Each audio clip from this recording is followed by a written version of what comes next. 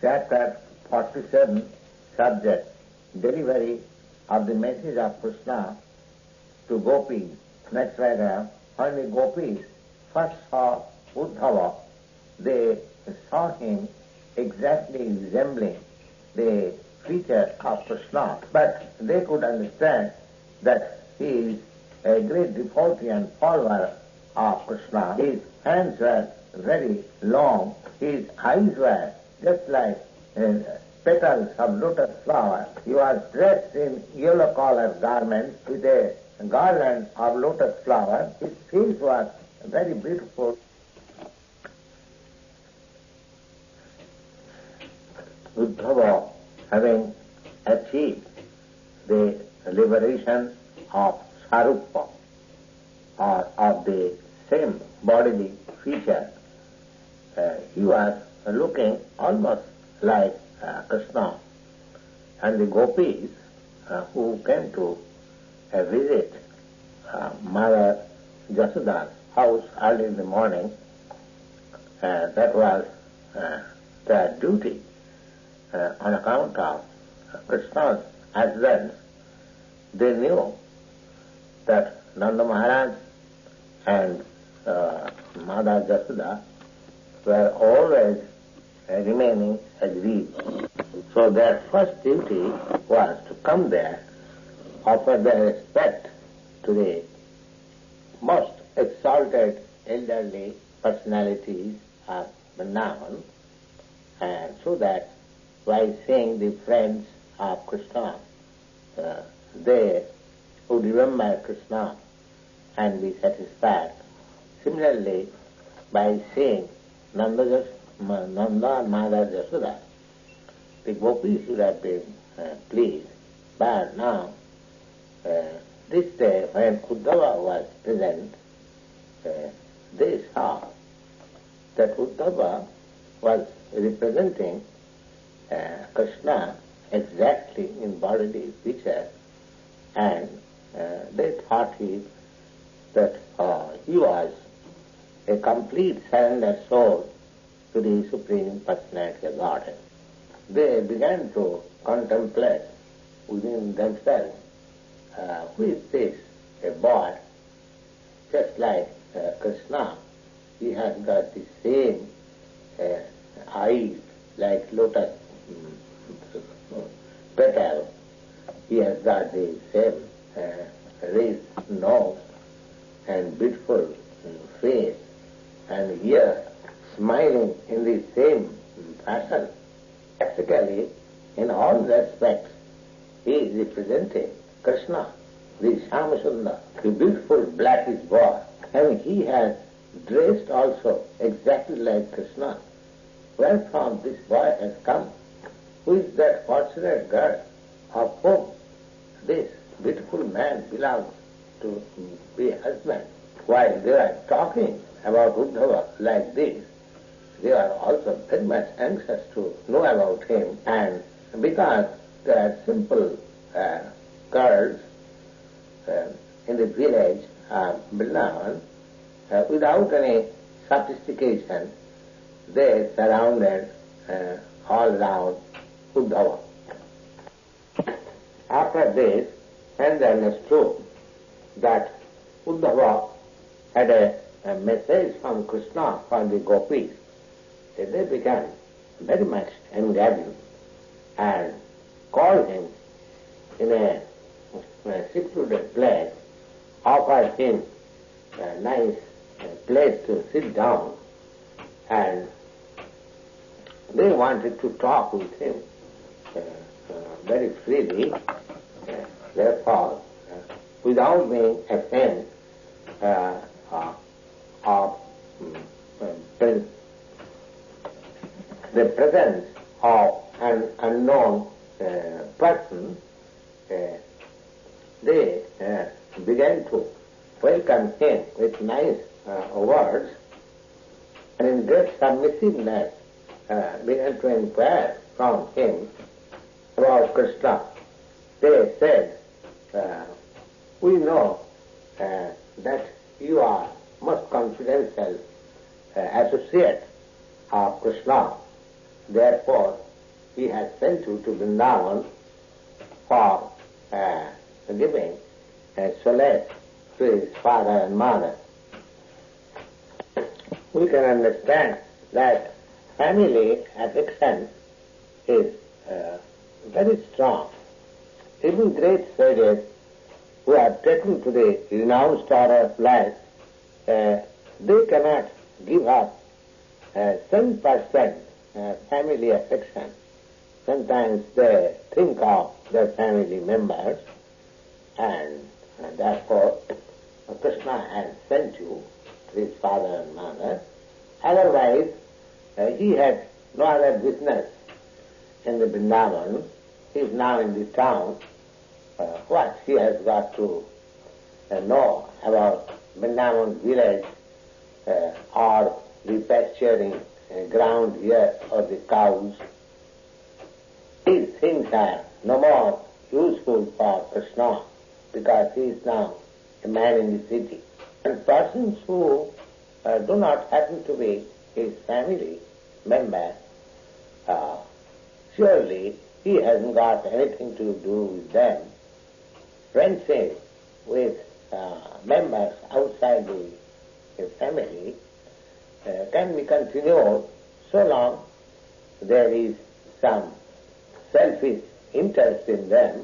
Otherwise, why one should bother about other members who are outside the family.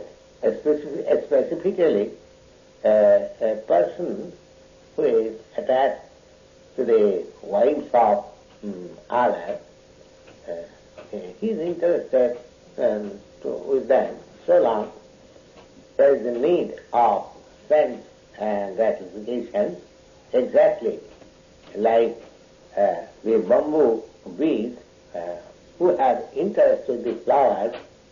As long as it likes to taste the honey out of it, it is very natural and psychological that a prostitute does not care for her paramour as soon as the man, paramour, has lost all monetary resources. Similarly, the citizens, when they find a government is incapable of giving them full protection, they give up such place. The students also, after finishing their education, give up the relationship of the teacher and the school. The priests also, after getting their reward from the worshipper, give up their relationship. When the fruital season is over, the birds are no more interested with the particular tree. A guest, just after eating in the house of the host, gives up his relationship with him. After the forest fire, when there is scarcity of green grass, the deers and other animals also give up that forest. Similarly, a boyfriend, man also, after enjoying his girlfriend, woman, gives up the connection. In this way, all the Gopis began to accuse Krishna indirectly by so many examples of practical facts. Next paragraph. In this way, Uddhava experienced that in Vrindavan, all the Gopis are simply absorbed in the thoughts of Krishna and his different activities of childhood pleasures, boyhood pastimes. In talking about Krishna with Uddhava, they forgot all about their household business or about themselves.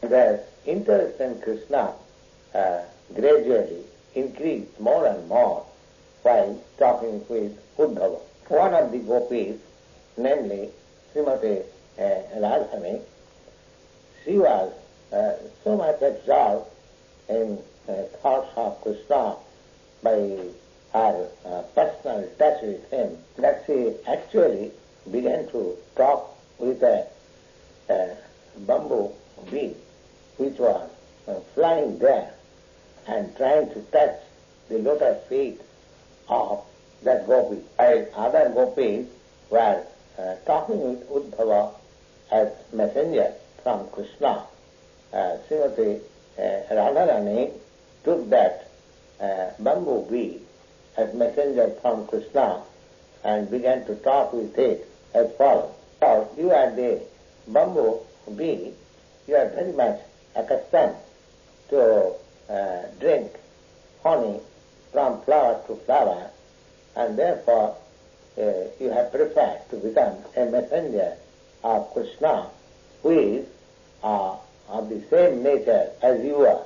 I can see on your moustaches the red powder of kumkum, which was smeared with the flower garland of Krsna while pressing the breast of some other girl who is my competitor. And you are feeling very much proud by touching that flower, and therefore your moustaches has become reddish, and you have come here carrying that message for me. Therefore you are so much anxious to touch my feet. My dear bumblebee, I warn you, don't touch me. I don't want any message from your unreliable master, and I can conjecture also that you are as much an unreliable servant of the unreliable master. It may be that Srimati Radharani purposefully talking with that bamboo bee, sarcastically criticizing the messenger Uddhava, who represented Krsna. Indirectly, Srimati Radharani classified Uddhava not only in the bodily feature as other gopis did, but she wanted to place Uddhava on the same level of quality with Krsna. Indirectly, she indicated that Uddhava was as much unreliable as Krsna himself is.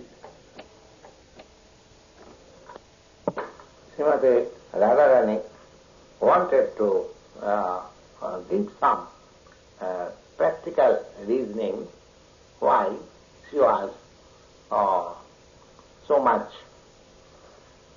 dissatisfied with Krsna and what to speak with his messenger. She said, addressing the bamboo bee, that your master Krsna is exactly of your quality. As you sit down on a flower and just after tasting a little honey, you immediately fly away and sit down in another flower and taste it honey. Your master Krsna is exactly of the same nature, because he had given me only once the chance of tasting the touch of his leaves, and then he left us altogether.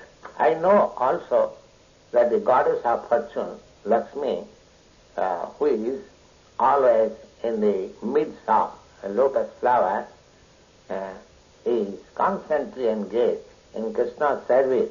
But I do not know how she has become so much captivated by Krishna, and why she is so much attached to Krishna, although she knows the actual character of Krishna.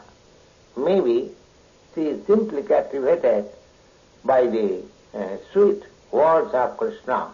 Therefore, she could not understand the real character of Krishna. But so far we are concerned, we are more intelligent than goddess of fortune.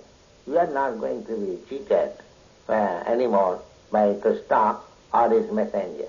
Next paragraph. According to expert opinion, Lakshmi, the goddess of fortune, is subordinate expansion of Srimati Radharani.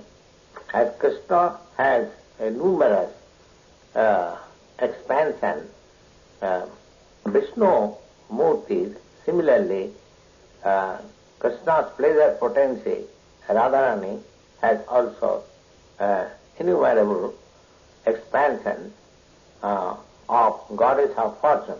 Therefore, goddess of fortune, Lakshmiji, is always anxious to be elevated to the position of the Gopis. Srimati Radharani continued to say, "You foolish bamboo bee, you are trying to satisfy me to get some reward while singing the glories of Krishna. But it is useless attempt. We are now bereft of all our possessions. We are out of our home and family. We know very well about Krishna more than you, and what you will make us know about Krishna. They are all old stories. Krishna now is in the city and is better known as the friend of Arjuna, and he has now many new girl friends, and they may be very much happy in association with Krishna because their lusty burning sensation on the breast has been satisfied by Krishna. So they are now happy, and if you go there and glorify Krishna, they may be pleased to reward you. You are just trying to pacify me by your behavior of a flatterer, and therefore you have kept your head under my feet. But I know the trick which you are trying to play. At the same time, I know that you are a messenger coming from a greater trick man, Krishna. Please therefore leave aside from me. I can understand that you are very much expert in reuniting two opposing parties, but at the same time you must know that I cannot place my reliance upon you, neither upon your master Krishna. And how we can do so? You know that we left our family, our husband, our children, our relatives only for Krishna. And Krishna returned without feeling any obligation for us, at last left us forlorn. Do you think we shall place our faith in him again? We know that Krishna cannot live for a moment without being in the association of young women. That is his nature. And he is finding difficulty in Mathura because he is no longer in the village or amongst innocent cowherd girls. He is in the aristocratic society and must be feeling difficulty to make friendship with other young girls. Perhaps you have come here to canvass again or to take us there. But why Krishna should expect us to return there? He has got a very great qualification to entice all other girls, not only in Vrindavan or Mathura. He can do so all over the universe. His wonderful, enchanting smile is so attractive. His movement of eyebrows are so beautiful that he can fall for any woman, not only here, but either in the heavenly planet or in the middle earthly planet or bottom plutonic planet. What to speak of ordinary women, even the Mahalakshmi, the greatest of all goddesses of fortune, she is also hankering after him to render some service. So, in comparison to all these women in the universe, what we are very insignificant. But Krishna advertises himself as very magnanimous and eulogized by great sense. So, these qualifications could be properly utilized if he could show us some mercy, because we are so much downtrodden and neglected by him. You are poor messenger, less intelligent servant only. You do not know much about Krishna, how much ungrateful and hard-hearted he is, not only in this life, but also in his previous life also. We have all heard this from our grandmother, Purnamasi. She has informed me that previous to this birth, Krishna was born of a Kshatriya family and was known as Lord Ramchandra. And in that birth also, he, instead of killing Bali, an enemy of his friend, just like a Kshatriya, he killed him just like a hunter. As a hunter takes a secure place, hiding, and then kills another animal without facing the animal. Lord Ramchandra, as Kshatriya, he should have fought with Bali face to face, but instigated by his friend, he killed him from behind a tree.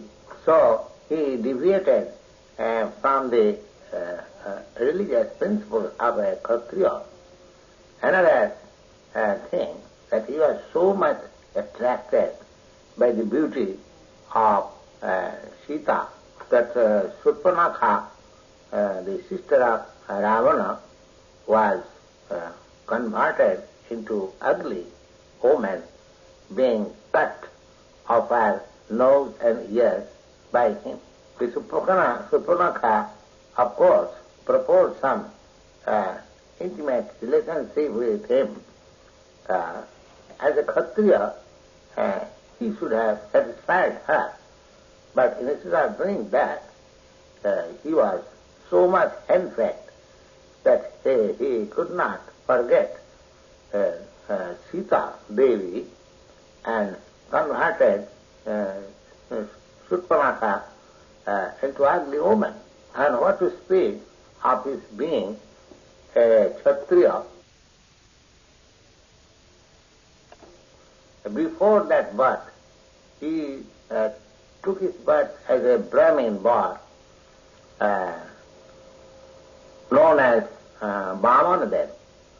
The Brahmin boy asked some charity from Bali Maharaj, and Bali Maharaj was so magnanimous that he gave him whatever he had, and still this Krishna, as Bhamanadev ungratefully arrested him just like a crow and pushed him down the Patala kingdom. So we know all about Krishna, how much ungrateful he is, but the difficulty is that in spite of his being so cruel and hard-hearted, it is very difficult for us to give up talkings about him. Not only we cannot give up, but also great sages and saintly persons, they are also always engaged in talkings about him. We all Gopis of Vrindavan do not like anyone to make friendship with this blackish boy, but we do not know how we shall be able to give up his remembrance and talking about his activities. Next one. In other words, Krishna being absolute, his so-called unkind activities are also as good as his kind activity. Therefore, either saintly person or great devotees like the Gopis cannot give up Krishna in any circumstances.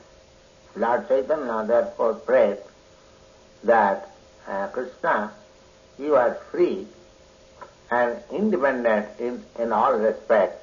Either you can embrace me or you can trample me down under your feet, whatever you like, or you make me broken-hearted, him not being seen throughout my whole life.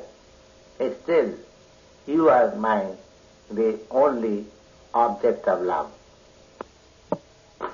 In my opinion, one should not hear about Krishna, because as soon as a drop of the nectarine of his transcendental activities is poured into the ear, immediately one becomes among the platform of duality, attraction and distraction, and being completely freed from the contamination of material attachment, immediately gives us the attachment for this material world, family, home, wife, children, and everything which is so materially dear to every person, and being dispossessed of all material acquisition makes his relatives unhappy and himself also unhappily wanders in search of Krishna, either as a human being or as a bird, and voluntarily accepts the profession of a mendicant. It is very difficult to understand what is Krishna, his name, his quality, his form, his pastimes, his paraphernalia, and his entourage. Srimati Radharani continued to speak, you the black messenger of Krishna, please do not talk anymore about Krishna. Better talk something else.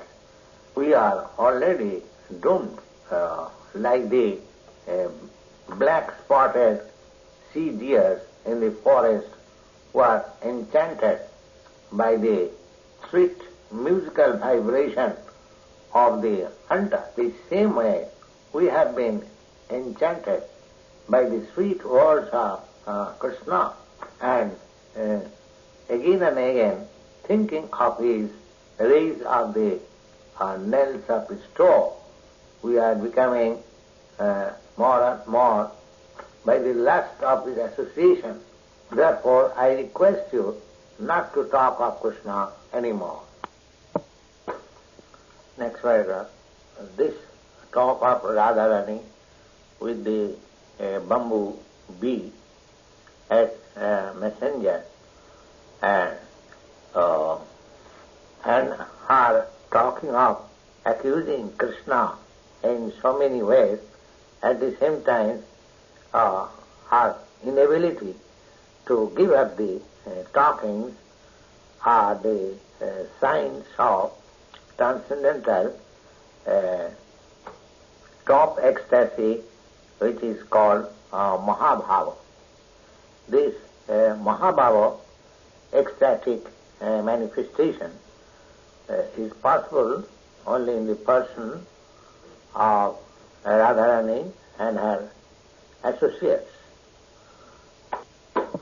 Great acharyas like Srila Rupa Goswami and Vishwanath Chakravarti Thakur they have analyzed this talkings of Srimati Radharani, and they have opined that in the Mahabhava sentiment, they are called Uddhava, bewilderment, and Jalpa, Pratijalpa, talking in different ways, and they are the signs of Ujjvala Rasa, the most brightest jewel of love of God. In this way, while Radharani was talking with the bee, and the bee was flying hither and thither, all of a sudden the bee disappeared from the sight of Radharani. So, because he was in full bereavement out of separation from Krishna, so she was feeling ecstasy also by talking with the bee, but as soon as the bee disappeared, she became almost mad, thinking that the messenger bee might have returned to Krishna and must have informed him all about her talking against him, and Krishna must have been very sorry. And in this way, she was very much overwhelmed with another type of ecstasy.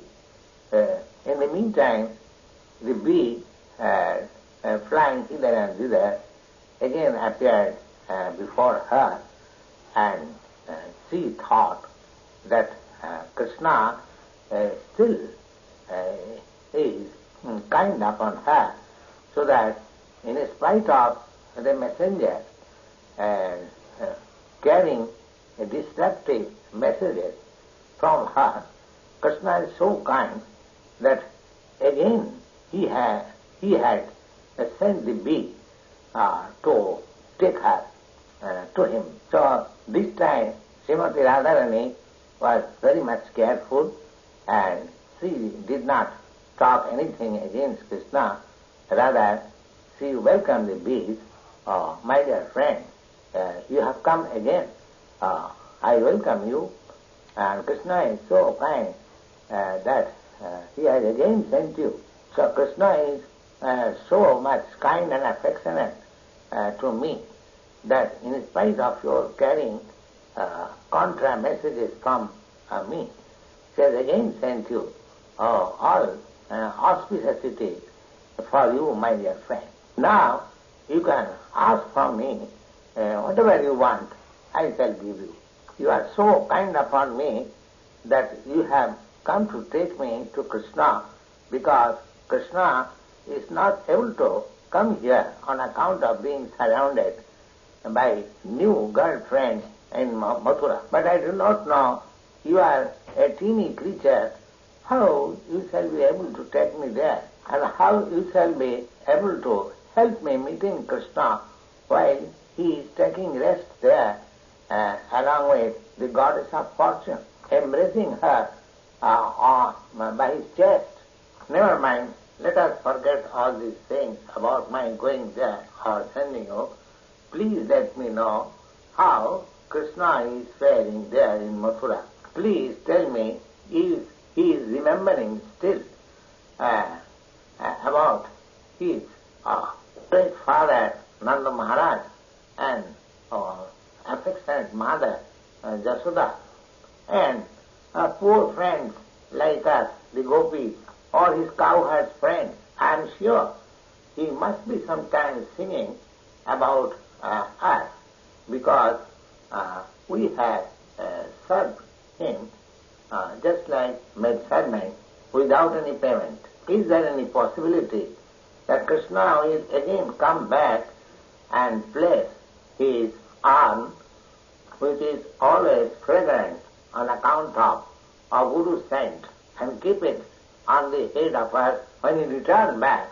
Please ask Krishna about all these inquiries. Next paragraph.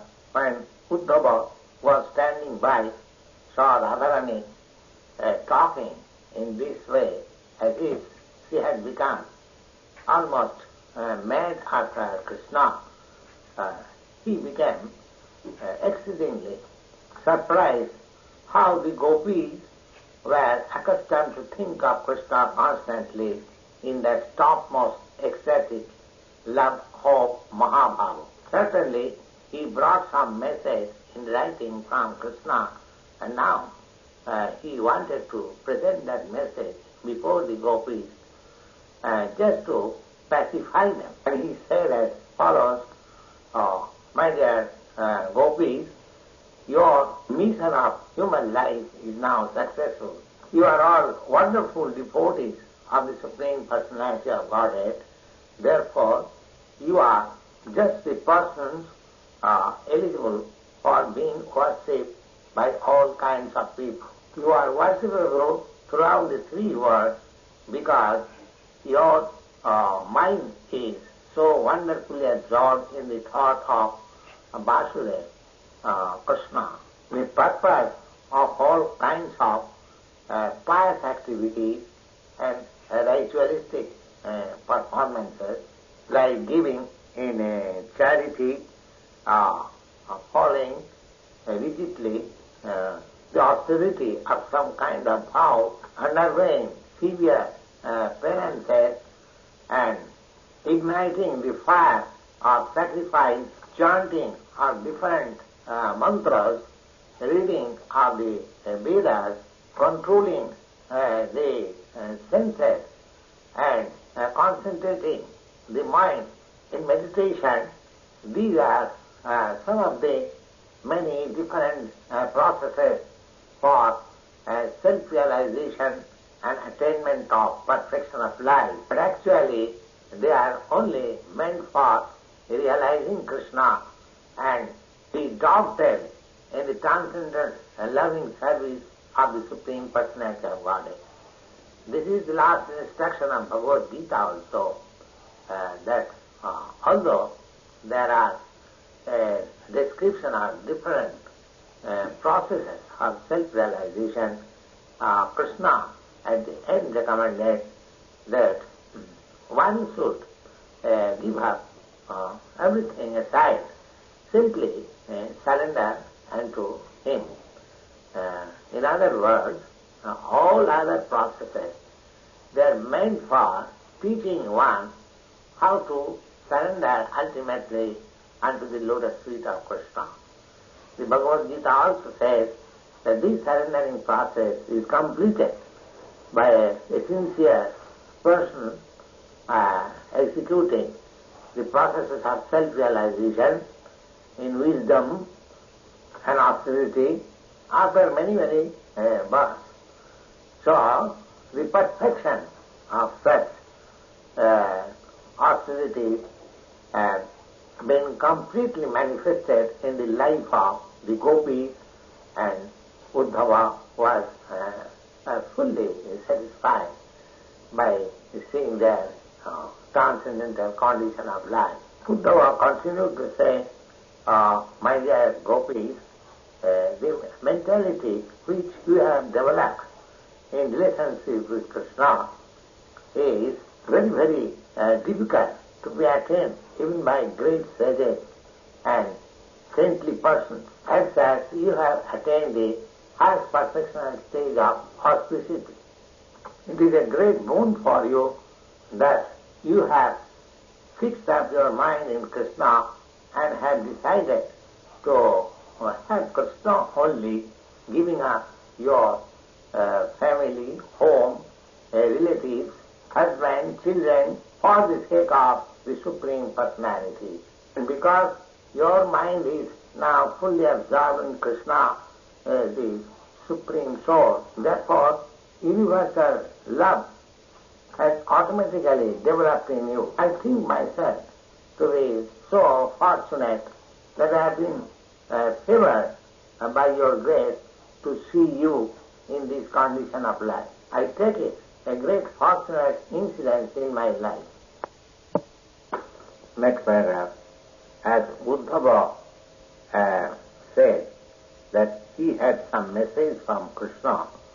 The Gopis were more interested in hearing the message from Krishna than to hear about their exalted position on account of devotion to Krishna.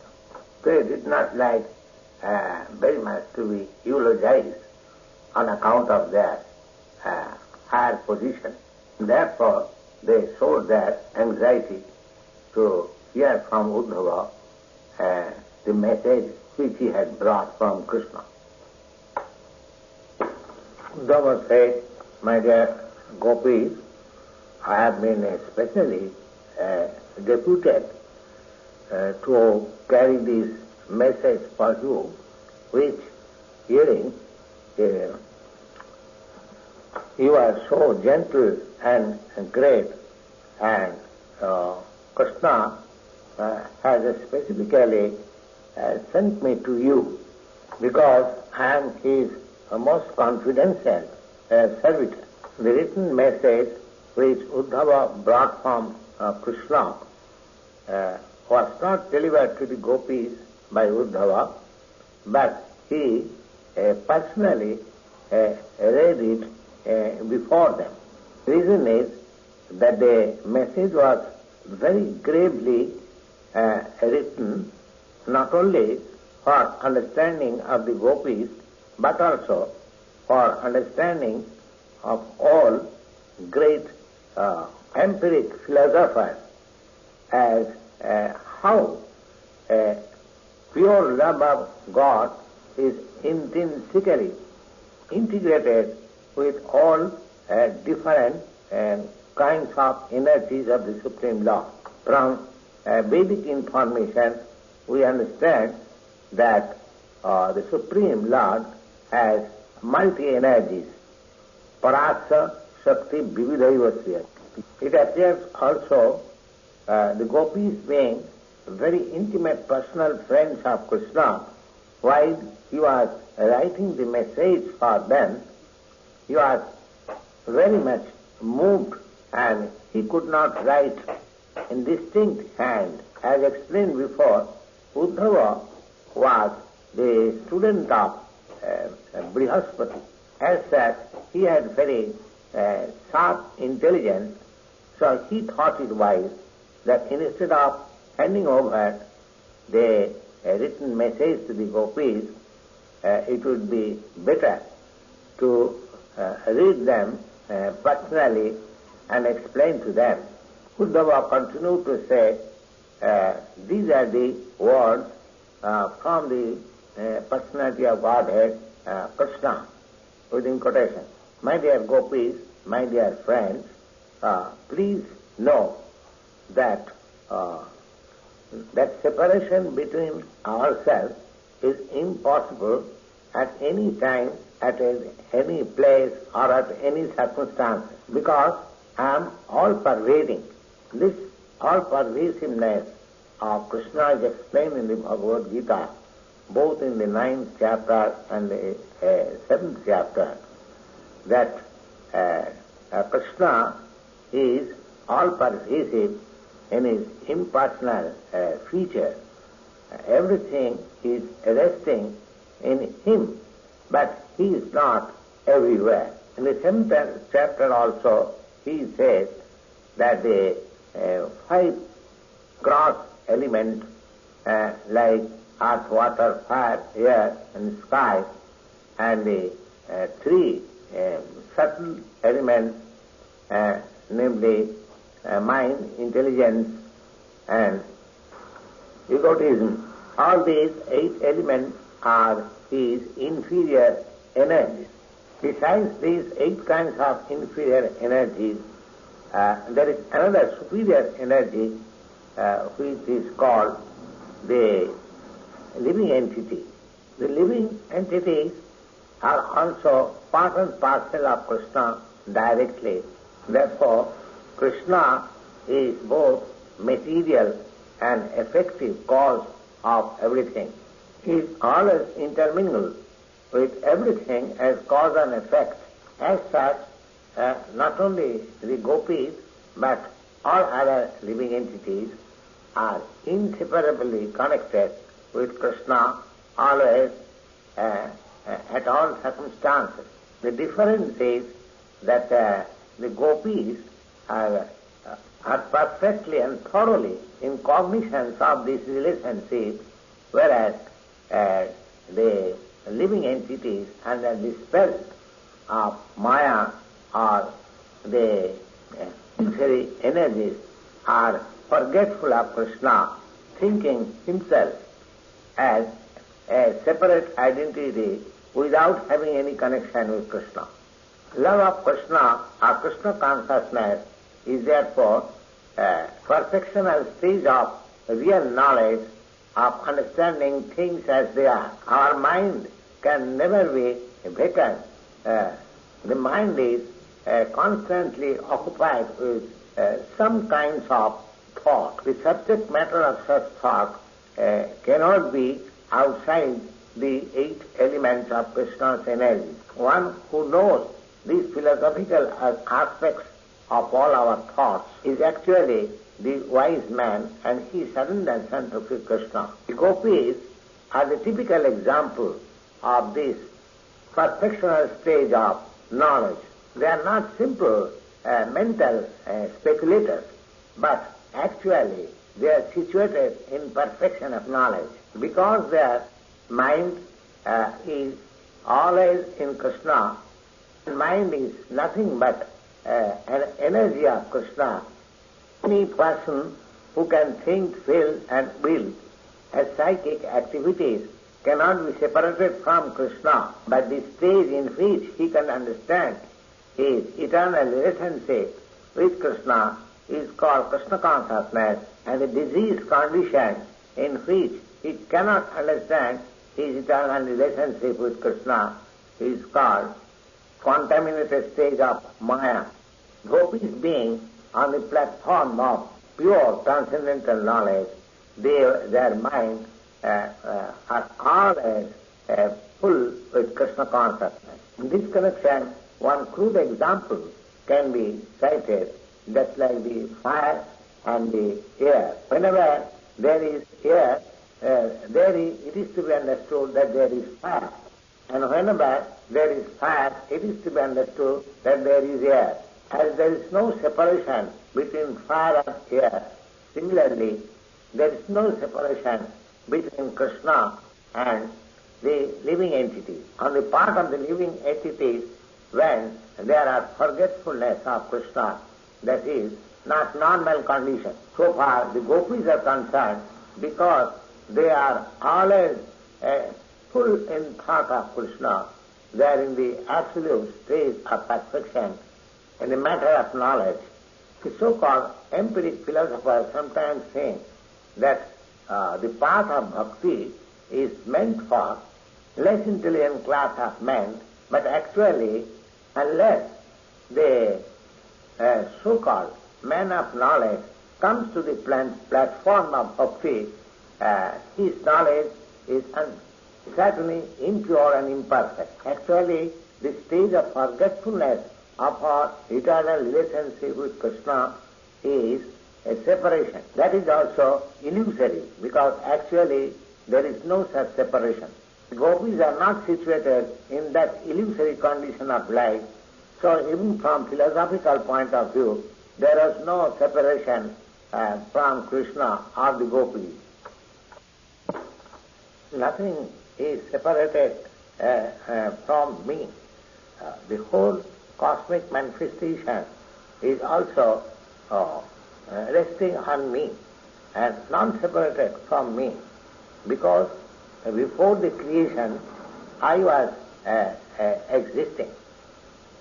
This is confirmed in the Vedic literature that before creation there was only Narayana. There was no Brahma, no Shiva. Eko Narayana Asit na Brahma na Isana. The whole cosmic manifestation is manipulated by the 3 modes of material nature. So, Brahma is the incarnation of the quality of passion. It is said that Brahma created this universe, but Brahma is secondary creator. The original creator is Narayana. This is also confirmed by Shankaracharya, that Narayana abhaktyat para. Narayana is transcendental, beyond this cosmic manifestation. In this way, the cosmic manifestation is also not separated from Krishna, and anything within this cosmic manifestation is non-separated from Krishna. Although Krishna is not visible formally in everything, Krishna creates, maintains, and annihilates the whole cosmic manifestation by expanding himself in different incarnations. This way, everything is Krishna, everything is depending on Krishna, but in the material energy, he is not perceived. Therefore it is called Maya or illusion. Whereas in the spiritual energy, he is perceived in every step and all circumstances. Such perfectional stage of understanding is represented by the Gopis. As Krishna is always aloof from this cosmic manifestation, although the cosmic manifestation is completely dependent on him. Similarly, a living entity is also completely aloof from his material conditional life, although the material body has developed on the basis of a spiritual existence. In the Bhagavad Gita, the whole cosmic manifestation is accepted as the mother of the living entities, and Krishna is the father of all living entities. As a father impregnates the mother by injecting the living entity within the womb, similarly, all the living entities are injected by Krishna in the womb of the material nature, and they have come out in different bodies according to their different fruitive activities. But a living entity in all circumstances is aloof from all this material conditional life. For concrete example, if we simply study our own body, we can understand how a living entity is always aloof from this bodily engagement. Every action in our body is taking place by the interaction of the three modes of material nature. We can see that in every moment, every day, there are so many changes are taking place in our body, but still I, the spirit soul, is aloof from such changes. I cannot create or annihilate or interfere with such actions of the material nature. A living entity is therefore entrapped only by this material body, and he is conditioned in three stages, namely awakening, sleeping, and unconsciousness. The mind is acting through all these three conditions of life, and I am simply seer. Living entity, therefore, in a sleeping condition, sees something as real, and in his awakening condition, he sees the same thing as non-real. It is concluded, therefore, under certain circumstances, he accepts something as real, and under another circumstances, he accepts the same very thing as non-real. All these things are different subject matters for the empiric philosophers called the Sankhya Yogins. And such Sankhya Yogins, in order to arrive to the right conclusion, undergo severe austerities and penances, renouncement, controlling of the senses, pursuing the path of truthfulness, and combined together, they are exactly like a great ocean, insurmountable, and it is very difficult to cross over it and come to the right conclusion. In other words, all these different paths of determining the ultimate goal of life are compared as a river, where Krishna is the ocean. As the rivers are gliding down towards the ocean, similarly, all attempt for knowledge is gliding towards Krishna. After many births of such endeavoring, one can actually come to the point of Krishna, then he attains the stage of perfection. In the Bhagavad Gita, it is therefore said by the Lord that everyone is pursuing the path of realizing me, but because they have adopted different courses without any bhakti, devotional service, their progressive endeavor is very troublesome. Klesha adhikatara klesha. Krishna cannot be understood without coming to the point of bhakti. In the Bhagavad Gita, therefore, the three parts, karma yoga, jnana yoga and bhakti yoga are enunciated, namely, those who are too much addicted to the fruitive activities, they are advised to act such for realization of bhakti. Those who are addicted to the persuasion of empiric philosophy, they are advised to act in such way to realize bhakti. Karma yoga is therefore different from ordinary karma, and jnana yoga is therefore different from ordinary jnana. And ultimately, as stated by the Lord in the Bhagavad Gita, bhaktyamam abhijanati, only through execution of devotional service one can understand Krishna. This perfectional stage of devotional service was achieved by the Gopis because they did not care to know anything else more than Krishna. This supramental knowledge is confirmed in the Vedas as Jasmin Vijnati Sarvamedam Vijnatam Bhavanti, means simply by knowing Krishna, all other subordinate knowledges become acquired automatically. Krishna continued to say that this transcendental knowledge of the Absolute is not anymore a necessary thing for you, because from the very beginning of your life you are accustomed to love me. Knowledge of the Absolute Truth is specifically required for persons who want to get liberation from the material existence. But one who has attained love for Krishna, they are already in that platform of liberation, as it is stated in the Bhagavad Gita. Anyone who is engaged in devotional service of Krishna unalliedly, such person is to be considered staying in the transcendental platform of liberation.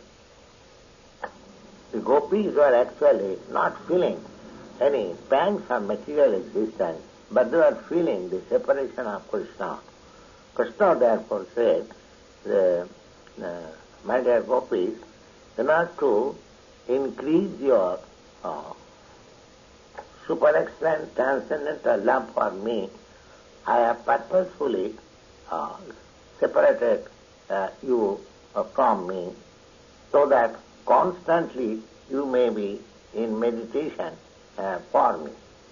Next one. Here is the perfectional stage of meditation also. The yogis are generally very much fond of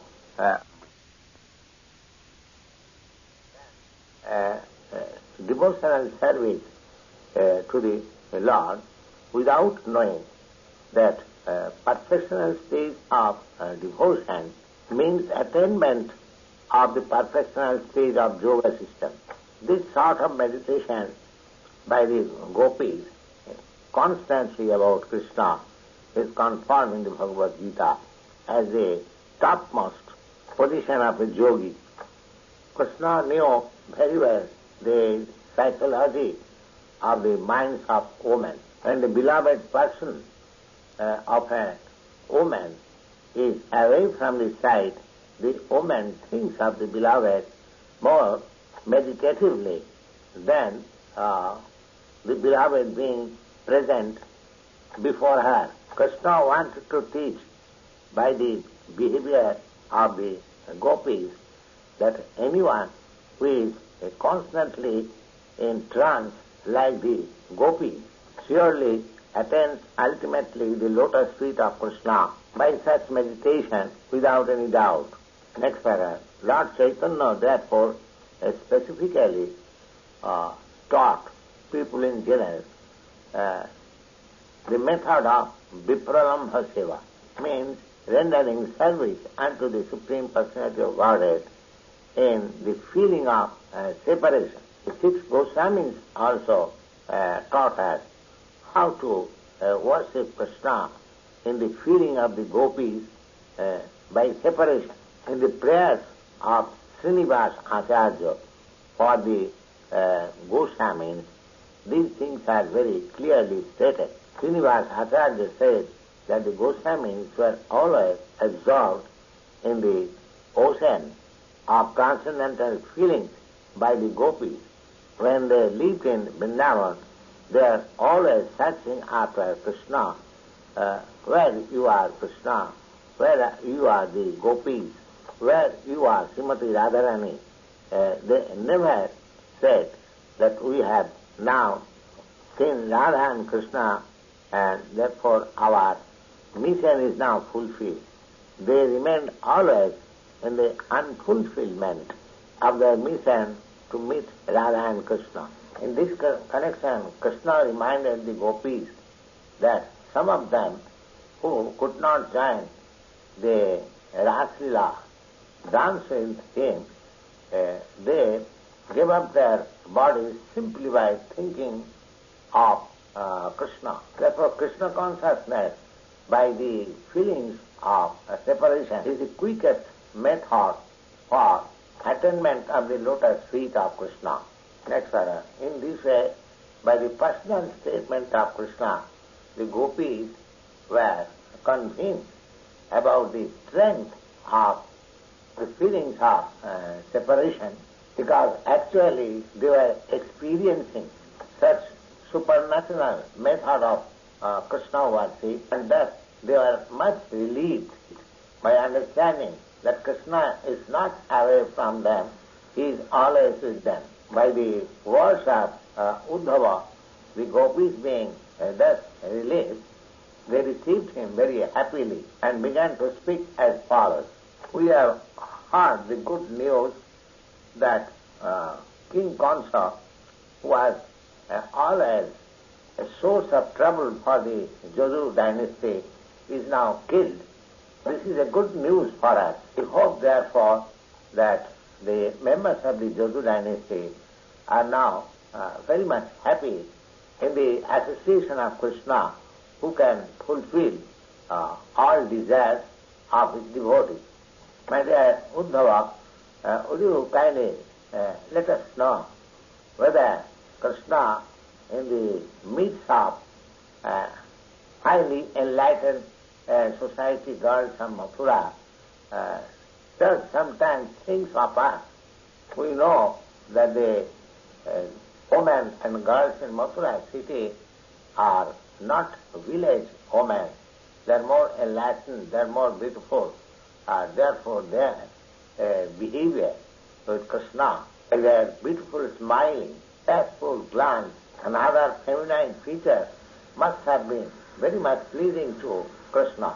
We know it very well that Krishna is always very much fond of such behavior of beautiful women, we guess therefore in Mathura he has thus been entrapped by such women. My dear Uddhava, would you kindly let me know if sometimes Krishna remembers about us while he is in the midst of the society of such girls and women?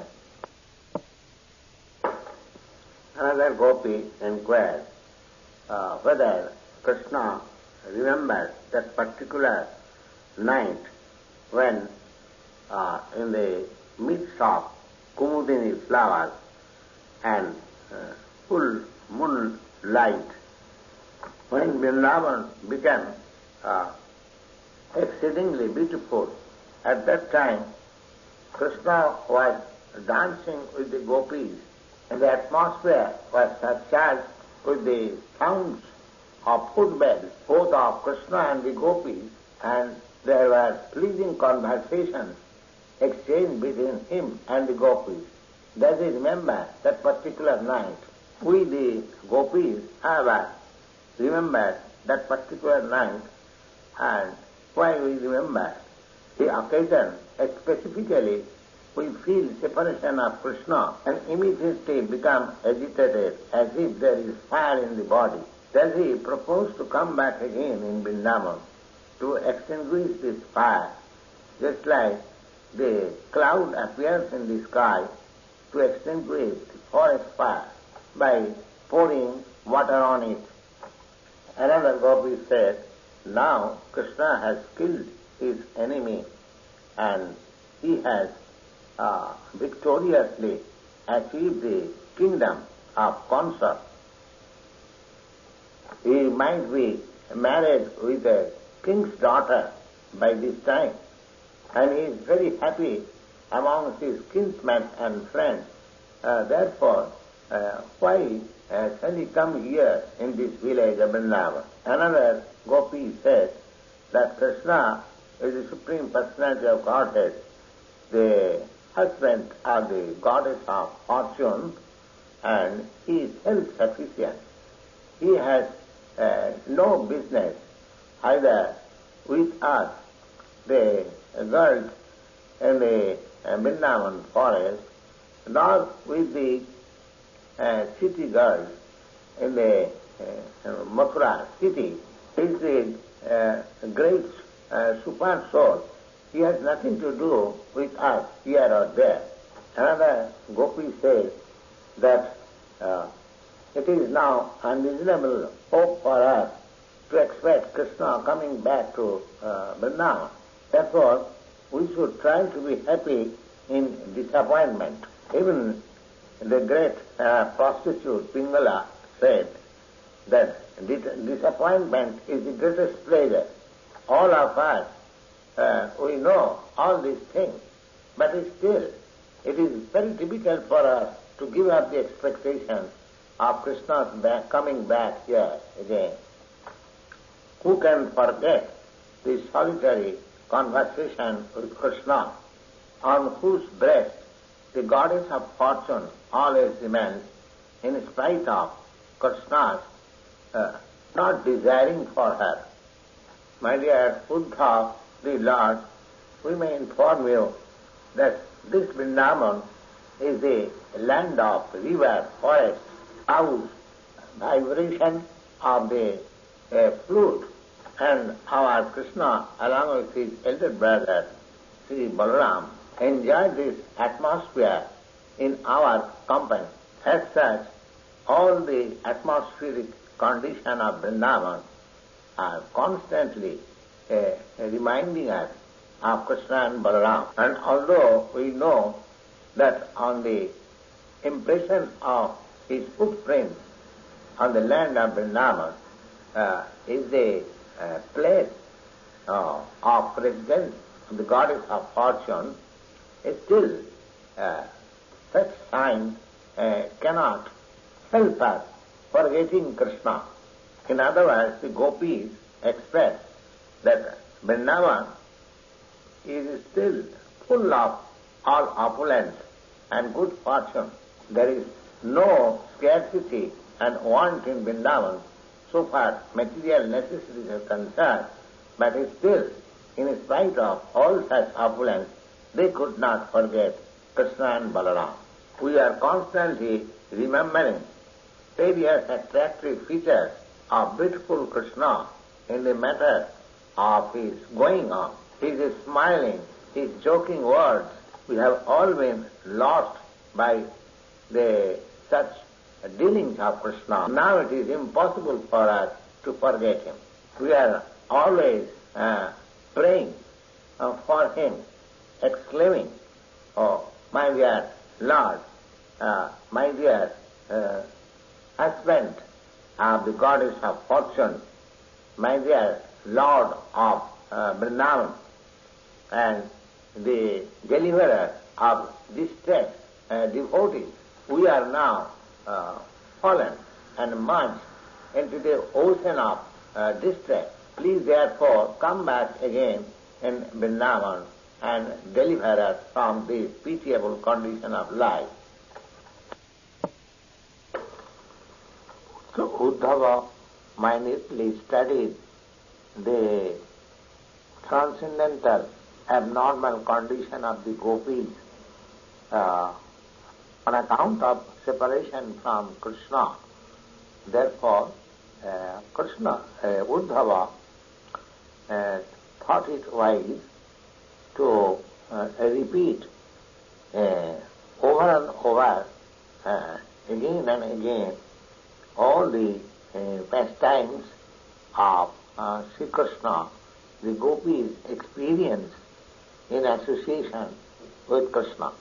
As the materialistic persons are always in a burning condition on account of the blazing fire of material miseries, and similarly the Gopis were also exactly burning in some transcendental blazing fire on account of separation from Krishna.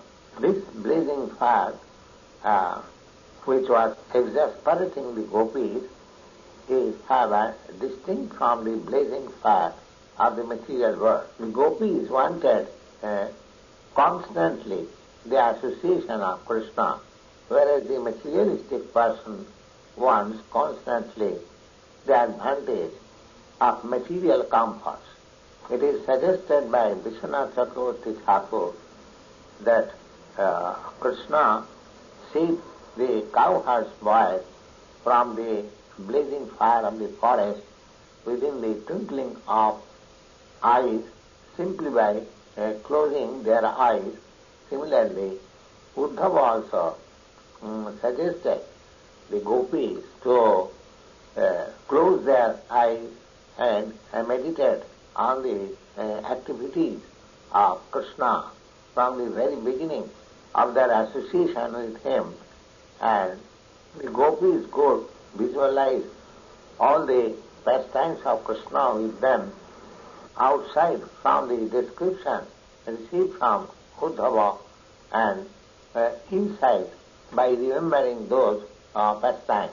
By the instruction of Uddhava, the Gopis could understand that Krishna was not separated from them, because as they were constantly thinking of Krishna, Krishna was also thinking of them constantly at Mathura. So Uddhava's messages and instruction about Krishna to the Gopis saved them from immediate death, and the Gopis acknowledged the benediction received from Uddhava.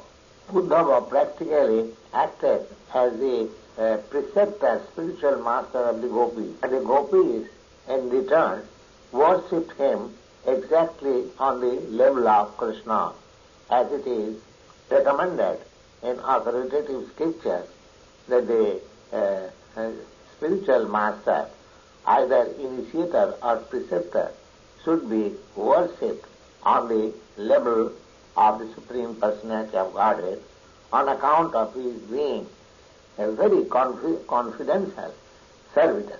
It is accepted by great authorities that spiritual master is external manifestation of Krishna. So the gopis were relieved from their transcendental burning condition, internally realizing that Krishna is with them simply by remembering his association within their hearts, and externally Uddhava helped them in associating with Krishna by conclusive instruction. Next paragraph. Krishna, or the Supreme Personality of Godhead, is described in the scripture as Adhokhaja, means beyond the perception of our material senses. So, although he is beyond the perception of material senses, he is at the same time present in everyone's heart. At the same time, he is present everywhere by his all-pervasive features as Brahma. Therefore, the three kinds of transcendental features of the Absolute Truth can be realized as Bhagavan, the personality of Godhead, as Paramatma, the localized Super Soul, and the all-pervasive Brahma. Simply by studying the condition of the Gopis as described in the Srimad Bhagavatam in connection with Uddhava's meeting with the Gopis, it is said by Srinivas Acharya that the 6 Goswamis were always merged in such thoughts of the activities of the Gopis. Sri Chaitanya Mahaprabhu has also recommended the Gopis' method of worship of the Supreme Personality of Godhead is super excellent. Srila Sukadeva Goswami also has recommended that anyone who hears about the dealings of the Gopis with Krishna from the right source and follows the instruction in right course, certainly such person will be elevated to the topmost position of devotional service and be able to give up the lust of material enjoyment. In this way, only Gopis were solaced by the instruction of Uddhava. They requested him to stay in Vrindavan for a few days more, and Uddhava agreed to their proposal, and he stayed with them not only for a few days but for a few months, and always kept them engaged in the transcendental message of Krishna and his pastimes, so that the Gopis were exactly feeling the same condition of life as they experienced directly in association with Krishna. So long Uddhava remained in Vrindavan, all the inhabitants of Vrindavan enjoyed his association simply by discussing on the activities of Krishna, and in this way their days were passed just like moments. Vrindavan's natural atmospheric condition, by the presence of the river Jamuna, nice bushes of trees, the Govardhan hill, its nice caves, the blooming flowers, and the trees decorated with different kinds of fruits, all these things combined together helped Uddhava to narrate Krishna's pastimes, all the inhabitants of Vrindavan, and they enjoyed Uddhava's association exactly in the same way as they did in the association of Krishna. Uddhava was also specifically attracted by the attitude of the Gopis, how much they were attracted by Krishna, and inspired by the anxiety of the Gopis for Krishna, began to offer them his respectful obeisances and compose songs in praise of their transcendental qualities, which he sung himself as follows. Amongst all the living entities who have accepted this human form of life, the Gopis are super excellently successful in the mission of their life, because their complete thought is eternally absorbed in the lotus feet of Krishna. Both the great sages of the world and ourselves are trying to be absorbed in such meditation, namely constantly thinking of the lotus feet of Krishna. But the Gopis have automatically been accustomed to this habit without any yogic practice.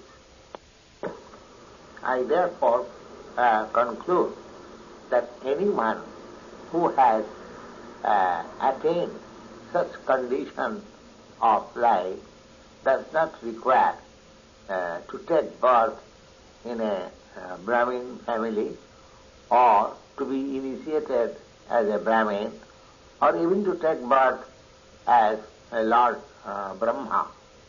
In other words, Sri Uddhava confirmed the statement of Bhagavad Gita spoken by Lord Krishna, that anyone who takes shelter unto him in a right process, may he be a Shudra or a woman, or even born in lower gate family, such person must attain the highest goal of life.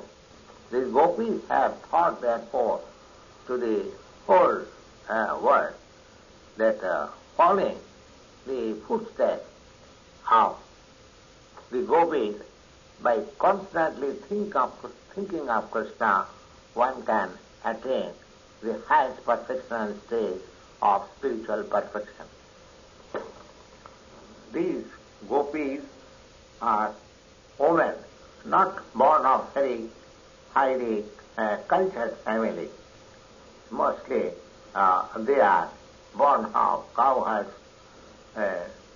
men family, and considered to be rural and uncultured. Still, they have developed the highest culmination of love of Krishna, with the super soul, the Supreme Personality of Godhead and Supreme Brahma. From their examples, it is rightly concluded that for self-realization or God realization, there is no need of taking birth in high family. The only thing needed is ecstatic development of love for God, as exactly the Gopis did. For achieving perfection in Krishna consciousness, therefore, nobody requires any other qualification than to be constantly engaged in the loving service of Krishna, as the Gopis did. Krishna is the supreme nectarine, reservoir of all pleasures. Krishna consciousness, therefore, will act in its own way exactly in the same manner as if one drinks a nectarine, knowingly or unknowingly, it will act. The active principle of Krishna consciousness will equally manifest everywhere. It does not matter how and where one has taken his birth. Anyone, therefore, who takes to Krishna consciousness, Krishna will bestow his benediction upon him without any doubt. The supreme benediction which the Gopis attained, in spite of their being born in the family of cowherdsmen, was never attained even by the goddess of fortune herself, and what to speak of the denizens of heaven, where the bodily flavor of woman is exactly like the lotus flower. The Gopis are so much fortunate that during Ras Leela, Krishna personally embraced them with his arms. Krishna kissed them face to face, and certainly this was impossible to be achieved by any other woman in the three worlds except the Gopis. I wish, therefore, to take my birth as one of the plants and keepers in Vrindavan, are so fortunate that the Gopis trampled over their body. Lord Krishna, he is Mukunda himself, is sought after by great sages and saintly persons, has been so much lovingly accepted by the Gopis, and for Krishna's sake, they have left everything, their friends, their family, their children, their homes and all worldly connections. When Uddhava appreciated the exalted position of the Gopis, he thought within his mind to fall down and take the dust of their feet on his head. At the same time, he was disappointed that if he would ask the Gopis to offer such dust from their feet, perhaps they would not be agreeable. He therefore desired to have his head smeared with the dust of Gopis' feet without their knowledge. As such, he desired to become one of the insignificant grass or herb on the land of Vrindavan. The idea is the Gopis are so much attracted to Krishna that when they hear the vibration of the flute of Krishna, instantly they leave their home, family, children, honor, prestige, feminine blissfulness, everything on account of Krishna, and they run towards the place where Krishna is standing, vibrating his flute. At that time, the Gopis did not consider whether they were passing through the regular way or through the jungles of Vrindavan.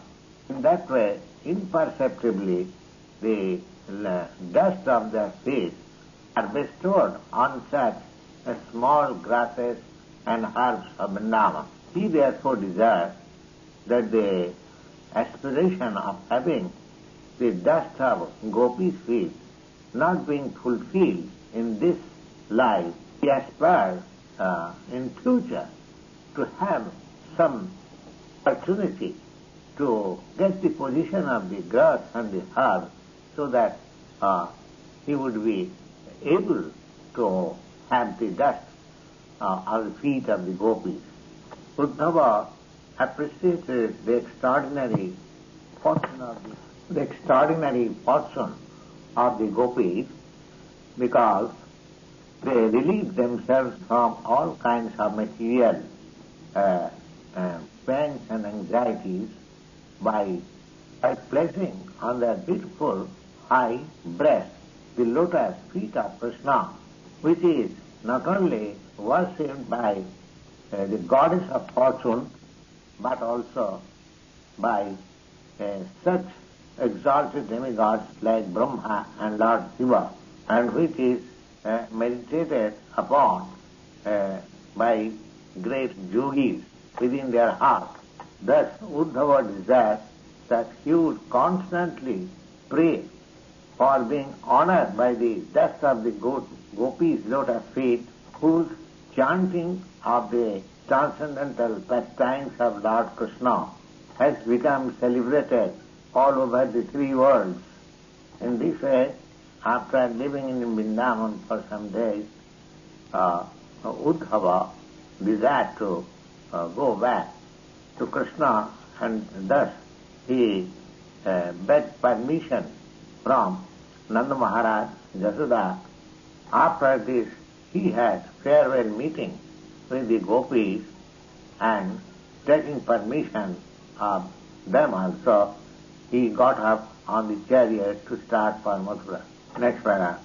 When Uddhava got up on the chariot, all the inhabitants of Vrindavan, headed by Maharaj Nanda and Yashoda, they came to bid goodbye to Uddhava and presented him with various kinds of valuable goods as they could secure in Vrindavan.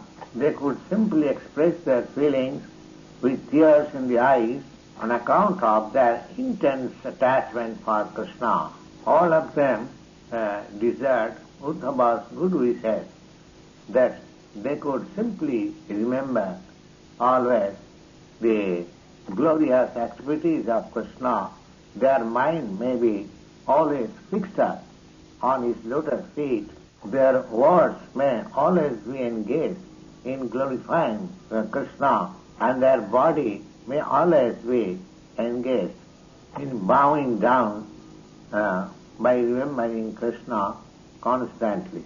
This prayer of the inhabitants of Vrindavan is the super excellent type of self-realization. The methods are very simple. To fix up the mind always on the lotus feet of Krishna, to talk of Krishna always without talking of any other subject matter, and to engage the body in Krishna's service constantly. This is the verdict of all authorities, that one should specifically in this human form of life engage his life, resources, words and intelligence, everything for the service of the Lord. Such kind of activities only can elevate a human being to the highest level of perfection. The inhabitants of Vrindavan continue to say that by the will of the Supreme Authority we may take our birth anywhere as a result of our own work. It doesn't matter wherever we are placed, but our only prayer is that we may simply be engaged in Krishna consciousness. In other words, a pure devotee of Lord Krishna never desires to be promoted to the heavenly planets or even to the Vaikuntha or Goloka Vrindavan, because for their personal satisfaction they have no desire. A pure devotee treats both heaven and hell on the equal level. For them, without Krishna, heaven is hell, and with Krishna, hell is heaven. This way, when Uddhava was sufficiently honored and worshipped by the pure devotees of Vrindavan, he returned back to Mathura, to his master Krishna. After reaching Mathura, they offered their respect by bowing down before Lord Krishna and Balaram and began to describe the wonderful situation of devotional life of the inhabitants of Vrindavan. Then he presented all the gifts given by the inhabitants of Vrindavan.